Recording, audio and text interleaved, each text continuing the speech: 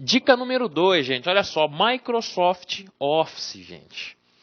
Está previsto no edital, esse programa, esse suíte de programas, que tem a finalidade de produção, de escritórios, de trabalhos feitos em escritórios na sua maioria, na maioria dos casos, Nós podemos usar em gabinete, podemos usar para trabalhos universitários, sem sombra de dúvida, mas, o edital foi bem claro que está fazendo referência ao Office 2010, tá? Não está fazendo referência ao 2007 e nem à última versão, que é a 2013. Recapitulando a vocês aqui, gente. O pacote Office é composto por vários programas, tá? São vários programas aí de produtividade, mas os principais, eu vou dizer aqui a vocês. O principal é o Word. Tá, o Word, aí, sem sombra de dúvida, é o mais utilizado, desde para a produção de um simples memorando, de uma simples carta, até a confecção de um grande contrato. Todos nós utilizamos aí o Microsoft Word. O segundo é o Excel. Tá? O Excel, de todos os programas do Office, eu tenho a certeza que é a maior fonte de questões. É o Excel. Por quê, professor? Porque o Excel ele é extenso, gente. O Excel ele é muito extenso, ele contém muitas formas, ele tem muitas funções, muitas variações. O Excel aí, gente, o Excel eu desconheço quem conhece todas as funções, todas as fórmulas, todas as utilidades do Microsoft Excel. O terceiro programa aí, gente, de suite, é o PowerPoint, O terceiro programa é o PowerPoint. Nós estudamos todos esses três aqui. Tá? Nós temos todas as 3 aulas atualizadas de acordo com o edital, disponíveis para você no edital. Se faltou alguma, gente, se você não assistiu alguma dessas 3 aulas, vai lá, volta, assiste aí, ou faça uma revisão, faça um loop aí nessas aulas. O PowerPoint. E nós temos por último aqui o Access. Tá? Esse não cai em prova de concurso público, muito difícil, pouca gente utiliza. E nós temos o Microsoft Outlook. Pessoal, o Outlook ele é praticamente idêntico à nossa aula de Windows, da nossa aula de cliente de e-mail, Ele é praticamente idêntico ao Windows Live Mail. Ele tem as mesmas funções, as mesmas janelas, ele é muito parecido. Ele tem algumas funcionalidades a mais? Sem sombra de dúvida. Ele é mais completo que o Windows Live Mail? Ele é, sim, mais completo, mas não cai em prova de concurso público. Na prova aí vai cair, por exemplo, funções com cópia oculta, destinatário, coisas simples, não cai coisas avançadas aí, com relação ao Microsoft Office. Beleza, pessoal? Então, nós vamos... Essa aqui estou falando sobre o Office e agora eu vou especificar um pouco do Word, do Excel e do PowerPoint. Olha só, dica 3, Microsoft Word. Microsoft Word é um processador de texto produzido pela Microsoft que foi criado por Richard Brody para computadores IBM PC com o sistema operacional DOS em 1983. Mais tarde foram criadas versões para Apple. Apple, Macintosh, Windows, que faz parte do aplicativo Microsoft Office. Pessoal, isso vai cair na prova? Não. A banca não quer saber a história do Microsoft Office. Mas o que vai cair na prova, professor? Gente, mais uma vez eu volto a dizer que a banca quer a sua memória fotográfica. Ela quer o detalhe do programa. Então, que dica que eu dou a vocês? Pessoal, vai lá, abre o Windows, o Microsoft Word, vai lá, abre o Word e dá uma repaginada nele lá, gente. Assiste a aula de novo, vê aquela parte que eu trabalho, memoriza bem cada guiazinha daquela. Tá? Dá uma lida de cada guia, cada menu, cada ferramenta, cada opção. Isso é importantíssimo, tá, gente? Por quê? Porque geralmente cai o detalhe. Para que serve essa ferramenta? Para que serve esse atalho? Não é isso? E nós temos aqui uma questão de 2013, Polícia Civil São Paulo, escrivão da Polícia Civil. Olha só. A tabela a seguir será convertida em texto pelo Microsoft Word 2010 na sua configuração padrão. Na conversão mencionada será utilizada a opção separar texto com tabulação. Assim, assinale a alternativa quantidade de linhas de textos resultante. Pessoal, aqui eu tenho uma tabela, tá? Aqui eu tenho uma tabela produzida no Excel. Tá? Observamos, nós temos 3 colunas e 4 linhas, não é isso? Nós temos 3 colunas e 4 linhas, não necessariamente produzida no Excel, tá? Mas nós temos aqui uma tabela. O que eu quero fazer? Eu quero transformar essa tabela em texto. Tá? Uma tabela não é o texto, mas eu quero transformar essa tabela em texto. É possível no Microsoft Word? Sem problema nenhum. O Microsoft Word tem a função de transformar uma tabela em texto. Mas, gente, aí vem a dúvida. Quantas linhas vão aparecer para mim? Pessoal, quando eu transformo uma tabela em texto, ela vai ficar na configuração padrão no mesmo formato. Só que eu tenho que ter uma opção, gente, o Microsoft Word vai perguntar para mim como é que eu quero separar essas colunas, por exemplo.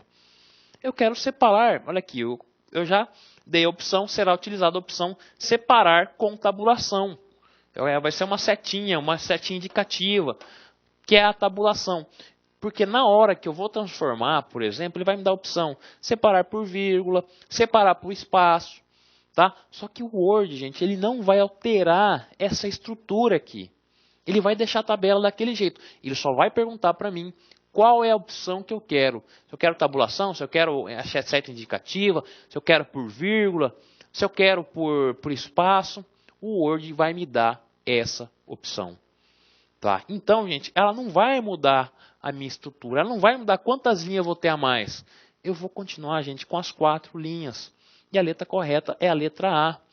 Tá, gente? Às vezes você pode se perder e separar texto com tabulação. O que é isso, gente? Vai ser uma seta indicativa, né? Mas ela não vai alterar aí a estrutura da minha tabela. Então a letra certa é a letra A. Bacana, gente? Mais uma dica aqui, Microsoft Excel. É um programa de planilha eletrônica escrito e produzido pela Microsoft para computadores que utilizam o sistema operacional Microsoft Windows e também computadores Macintosh da Apple. Seus recursos incluem uma interface intuitiva, capacitadas, ferramentas de cálculos de construção de gráficos. Gente, o Microsoft Excel ele é tudo isso e muito mais. Tá? O Microsoft Excel ele tem um programa de planilha, um processador de planilha eletrônica que, gente, eu tenho inúmeras funções. Tá? Eu tenho inúmeras fórmulas. Lembra lá na biblioteca de fórmulas? Então, vou deixar uma tarefa aí para vocês. O que vocês vão fazer? Vocês vão abrir o Excel, tá? E vão estudar lá a biblioteca de fórmulas, vão conhecer várias fórmulas e principalmente a sintaxe, gente. Tá? Curiosidades, informações importantes, a sintaxe da fórmula. Gente, se a fórmula não estiver escrita da maneira correta, ela não vai ser executada de maneira correta. Tá? Os 2 pontos, por exemplo, serve o quê? Para indicar ao Excel que eu quero um intervalo de valores. Por exemplo, eu quero do D2, 2 pontos D5, ou seja, eu quero todo o intervalo do D2 até o D5, ou seja, D2, D3, D4, D5. O ponto e vírgula serve para dizer ao Excel que eu quero apenas as 2 células. D2, ponto e vírgula, D5, eu quero apenas a célula D2 e a célula D5. Tá, gente? Toda vez que eu vou iniciar uma operação no Excel, eu tenho que colocar o sinal de igual ou o sinal ou o arroba. O arroba ele também reconhece como início de uma função. Caia em prova esse arroba, gente? Raríssimos os casos que eu vi o arroba. Então, se tiver uma questão lá, pessoal, se tiver uma questão lá, qual dessas aqui é a fórmula correta? Gente, imprescindivelmente tem que estar lá o sinal de igual, aí vai ter que ter lá a fórmula, conte C, soma, subtração, multiplica, todas aquelas formas, tem que ter exatamente estar nessa ordem, igual, sinal de igual ou sinal de arroba, a fórmula, a função que eu quero, abre parênteses e o resto da sintaxe. Tá legal, gente? Prioridades aritméticas. Prioridades de processamento aritmético. Sempre que houver uma conta lá, por exemplo, eu quero A menos 2 vezes 3. Tá? Perdão, célula A1 vezes célula A2, mais célula A2 vezes 3. Gente, eu vou multiplicar primeiro o 3 pela célula, né, pela célula que está do lado do A3, e depois que eu vou somar. Isso são que as prioridades, sempre primeiro divisão e multiplicação, depois adição e subtração. Tá? Gente, isso aí é o básico do Excel. Tá? Pode ser que caia alguma coisa de fórmula, gente, por ser uma prova direcionada, né, para um órgão de transportes, talvez não caia algumas fórmulas tão complexas, né? Que às vezes caia algo mais tranquilo, né? Vamos torcer por isso. E aqui eu tenho uma questão, aqui eu tenho um ícone, né? O ícone do Excel. E aqui eu tenho uma questão bem bacana aqui, ó. SP Trans Arquiteto VUNESP 2012. Um usuário selecionou na planilha apresentada as células D2 e D3. Na sequência, arrastou o pequeno quadrado presente no canto inferior direito dessa seleção até a célula D7. Pode-se afirmar que os valores que ficarão presentes nas células D4, D5, D6 e D7 serão respectivamente. Aqui eu tenho, né, uma imagem da planilha, uma imagem da tabela com as células respectivas que ele falou. Observe, qual célula ele quer? D2 e D3, não é isso? D2 e D3. Maravilha, ótimo. Pessoal, reparem uma coisa. Esse sinal que ele disse aqui, ó, um quadrado presente no canto inferior direito, é a opçãozinha lá de autocompletar. Tá? É a opção de autocompletar, né?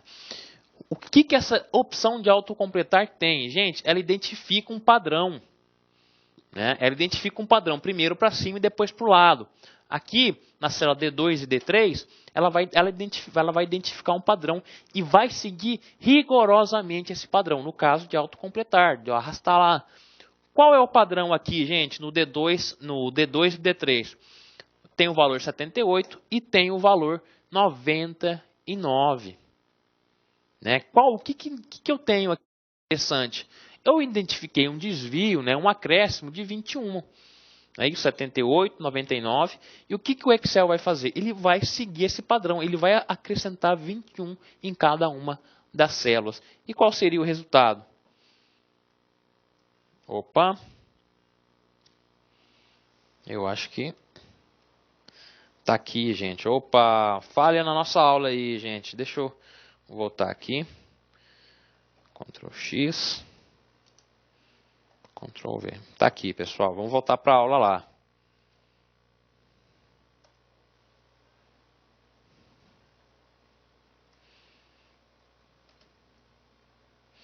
Aqui, pessoal.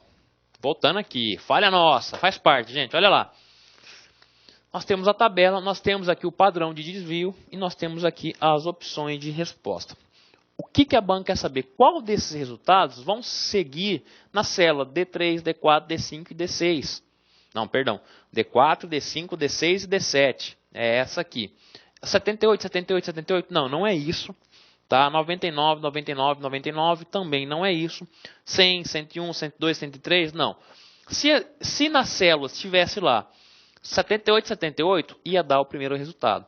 Se a célula tivesse 99, 99, ele ia seguir esse resultado.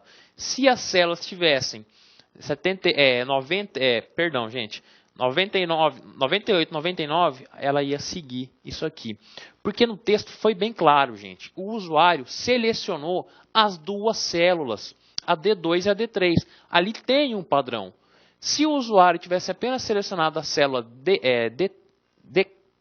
vamos voltar lá. Se tivesse selecionado apenas a célula D3, ele ia apenas replicar o número D3. Tá? Mas não, ele selecionou a célula D2 e a D3. E nós identificamos que existe um padrão. Existe um acréscimo de 21. Né? De 78, 99.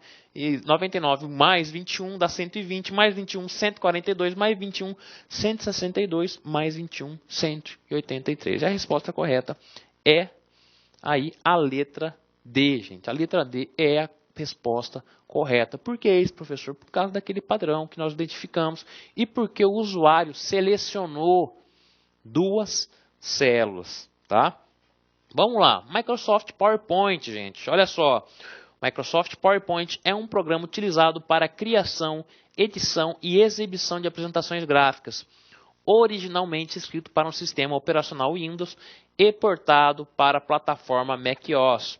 A versão para o Windows também funciona no Linux através de camada de compatibilidade Wine, ou seja, ele só funciona no Linux através de gambiarra, tá, gente? Ele não funciona nativamente. Se cair na sua prova, se o Microsoft, assim como todos, o PowerPoint, assim como todos os programas do Office, eles não funcionam, né, naturalmente, não funcionam nativamente no Excel, no Linux. Opa, gente. Ainda uma versão mobile para smartphones que roda o sistema operacional Windows Mobile. Ele funciona também no Windows Mobile. Gente, o que eu tenho para falar a vocês do PowerPoint? Estudem a parte de estrutura do PowerPoint, tá? O layout do PowerPoint, né? Saibam bem a diferença entre transição e efeitos, não é isso? Dê uma repaginada no PowerPoint, porque o PowerPoint ele já é um pouco mais enxuto. Ele já não é um programa assim tão extenso quanto o Word, tão extenso quanto o PowerPoint, tá, gente? Então ele é uma fonte um pouco menor. Eu identifiquei que existem poucas questões, né? Pouquíssimas questões aí da VUNESP do PowerPoint. Eu vi uma recentemente que perguntou um layout lá dos slides. Então, atentem-se, por exemplo, a slide mestre, atentem-se a formato do slide. O PowerPoint pode sim trabalhar com vídeos, com áudio.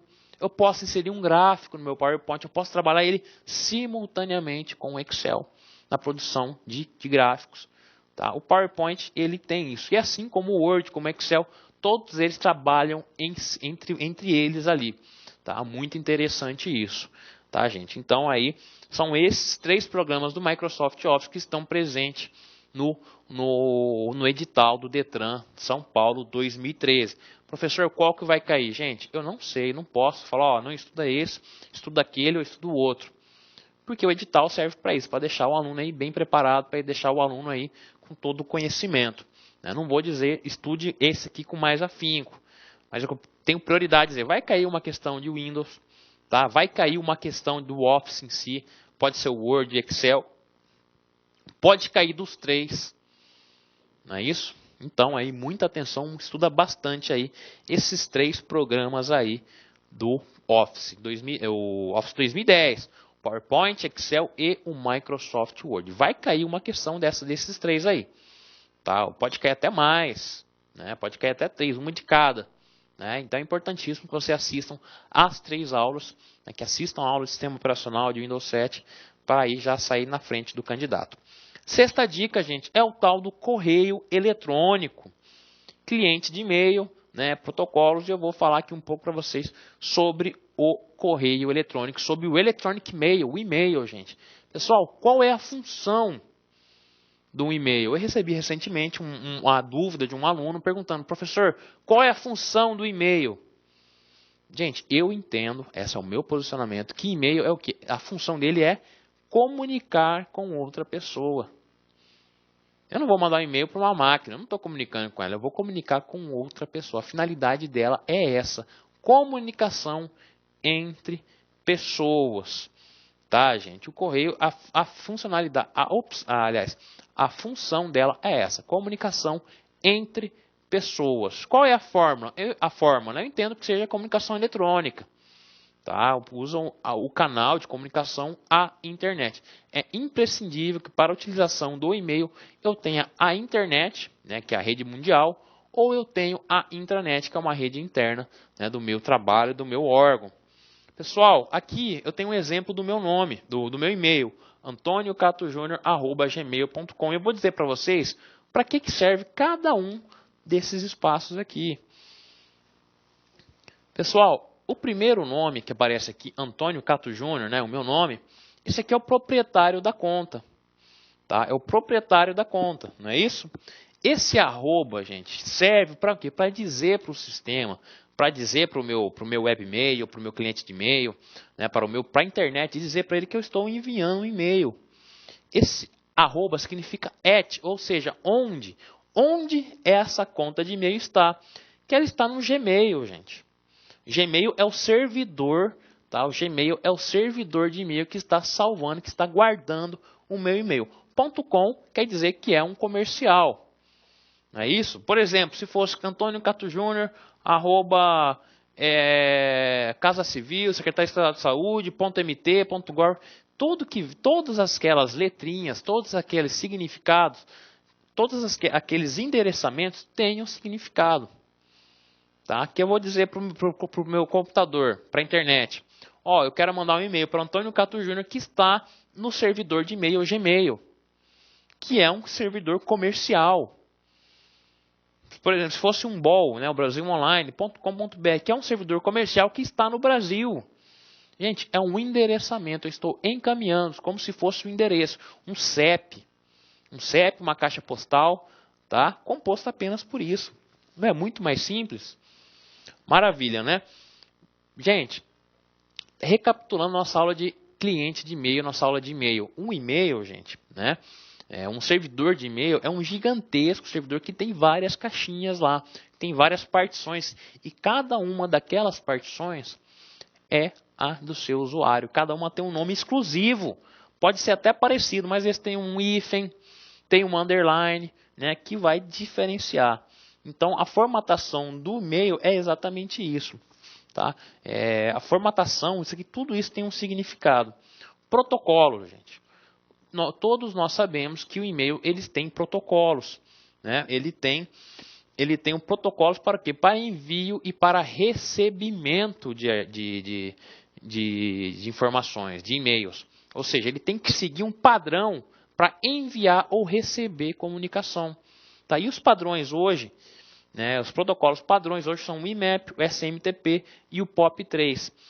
O SMTP, olha só, o POP3, gente, vamos lá, daqui para lá, vamos lá. O IMAP é um protocolo novo.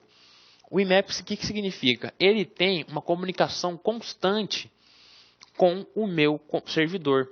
Por exemplo, se eu estou utilizando o Windows Live Mail, tá? Eu estou utilizando o Windows Live Mail, ele vai usar o protocolo IMAP, ou seja, ele vai estar constantemente em contato com o meu servidor. Se eu apagar uma pasta lá no meu Windows Live Mail, ele vai diretamente apagar no meu servidor. O SMTP, Simple Mail Transfer Protocol. Opa, o professor falou difícil, mas guardem apenas o SMTP. É um protocolo de envio de mensagem. E o POP3 é um protocolo de recebimento de e-mail. Tá? Então tenha muito cuidado com relação a isso. Saiba diferenciar SMTP, envio, POP3, recebimento. Webmail, gente. O que é o tal do webmail? Webmail é a interface gráfica oferecida pelo servidor, oferecida pelo meu servidor de e-mail para que eu possa trabalhar com o meu e-mail. Para que eu possa enviar, receber, escrever, apagar, arquivar. Não é isso? Que eu posso fazer todas essas operações aí no meu e-mail. Professor, o que cai de webmail? Gente, ultimamente eu vi, por exemplo, uma foto, uma imagem lá de uma lista de e-mails com um sinalzinho no caixa de entrada lá com mais 4. Isso significa que eu tenho 4 mensagens não lidas. Não é isso? Então, o que eu vou pedir? O que eu vou passar de tarefa para você? Pessoal, vai lá, abre o seu webmail, gente, vasculha ele, conhece as funções, as ferramentas, principalmente do Gmail, que tem caído muito. Tá, professor, eu não tenho conta no Gmail. Eu tenho 2 notícias para dar para você. Primeiro, você está perdendo tempo, porque o Gmail é o melhor provedor de e-mail do planeta. Eu não consigo viver sem Gmail. Eu tenho agonia de saber que alguém ainda usa Hotmail, que usa Bol, tá? Porque o Gmail é gratuito. Beleza. Segunda, é o mais utilizado, é o que mais cai, é o tal do Gmail. Tá? Porque o Gmail é o melhor, indisparável. Gente, ele é disparado na frente, é outra vida. Quem usa Hotmail, eu tenho dó de quem usa Hotmail. Não tô fazendo uma brincadeira, né? Mas o Gmail é muito melhor. Legal? Dica 7, olha só, gente, internet. Reparem que a gente está fechando o edital. Professor, é só com essa aula de véspera eu vou passar? Não. Você tem que fazer o quê? Você tem que estudar todas as nossas aulas. todas as aulas lá do edital, que estão na sua grade de aula. Né? Aqui eu estou dando uma recapitulada, eu estou dando algumas dicas a vocês. Nós temos a intranet, né, que é a rede, né, que é uma rede interna do serviço, geralmente, e a internet. Tanto os dois, gente, tanto a internet quanto a internet, intranet e a internet, eles usam protocolo TCP/IP e o FTP. Esse aqui, no caso, o FTP, ele fica inserido no TCP. Ele usa o protocolo TCP/IP.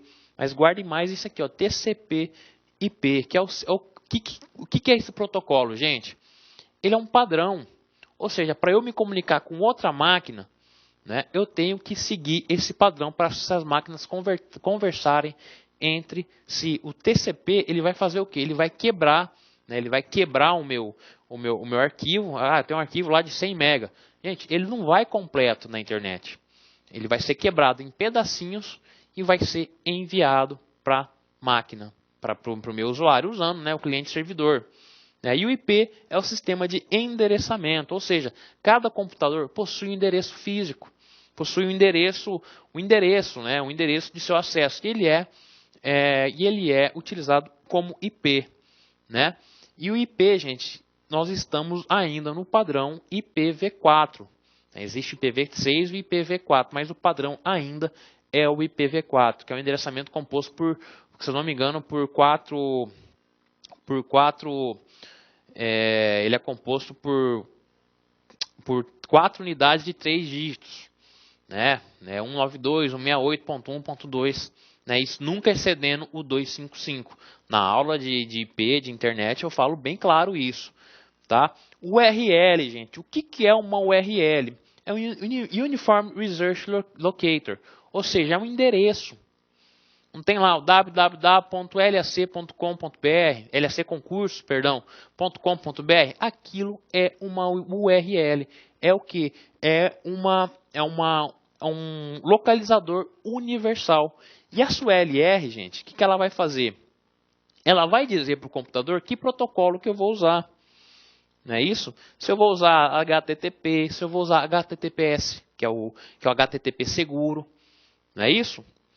Vamos lá, gente. Aqui em português, localizador padrão de recursos. Pode cair muita coisa de internet. Olha, as últimas provas que eu estudei, que eu analisei da VUNESP, eu não vi muitas questões de internet. Tá? Eu não vi muitas questões de internet. Mas, se for cair de internet, né, pode cair algo, né, gravitando em torno disso. Certo? O que pode realmente cair, gente, são os navegadores. Professor, como assim os navegadores? Gente, são os programas que eu utilizo para navegar. São os programas que eu utilizo para o quê? Para trabalhar com essas informações. Porque eu disse a vocês. Pessoal, um site, por exemplo, ele é um compilado, é um conjunto de informações. Né? Ele é praticamente um sistema que eu preciso o quê? De uma ferramenta para que eu possa trabalhar com essas informações. Para que eu possa gerir, que eu possa abrir esses arquivos. Vocês estão entendendo? Por exemplo, o site lacconcurso.com.br. Ele está hospedado lá num provedor lá em Chicago. Certo? Toda vez que você toda vez que você digita lá uma URL, um endereço, lá, toda vez que eu digito o endereço, estou acessando, né, o banco de dados, estou acessando um servidor lá em Chicago, por exemplo.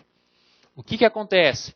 Eu preciso, gente, de um programa para eu interagir com essas informações. E são esses: o Internet Explorer, Mozilla Firefox, Google Chrome. São esses os 3 navegadores padrão, tá, gente? São esses que podem cair na sua prova de concurso, na sua prova do Detran. Professor, qual que vai cair? Gente, pode cair um dos 3. Professor, o que cai? Gente, cai definitivamente. Desses 3 aqui, ó, dos navegadores, cai o quê?